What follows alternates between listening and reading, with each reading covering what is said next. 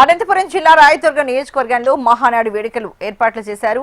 CM Chandrababu ఆదేశాల మేరకు 10 క్లస్టర్లలో digital వేదికగా వేడుకలు నిర్వహించగా పార్టీ శ్రేణులు ప్రజలు పెద్ద ఎత్తున హాజరయ్యారు.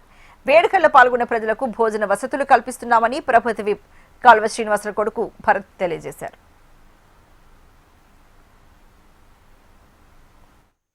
పార్టీ ఆదేశాల మేరకు ఈ సంవత్సరం మహానాడు డిజిటల్గా నిర్వహించడం పార్టీ ఆదేశించింది. ఇందుకు గాను రాయదుర్గం నియోజకవర్గంలో 10 క్లస్టర్లో 10 స్క్రీన్లు ఏర్పాటు చేసి వాళ్ళకి భోజన వసతులు, టిఫిన్ కానీ అలాగే సాయంత్రం స్నాక్స్ కానీ ఏర్పాటు చేసి ఈ మే 27, 28వ తారీఖున మహానాడుని రాయదుర్గం నియోజకవర్గ వ్యాప్తంగా ఘనంగా నిర్వహించాలని మా ఎమ్మెల్యే కాల్వ శ్రీనివాసరావు గారు ఆదేశించడంతో ఈరోజు టౌన్ నాయకులతో కలిసి అలాగే క్లస్టర్ ఇన్ఛార్జ్తో కలిసి నేను కూడా మన తెలుగుదేశం పార్టీ కార్యాలయంలో పాల్గొనడం జరిగింది.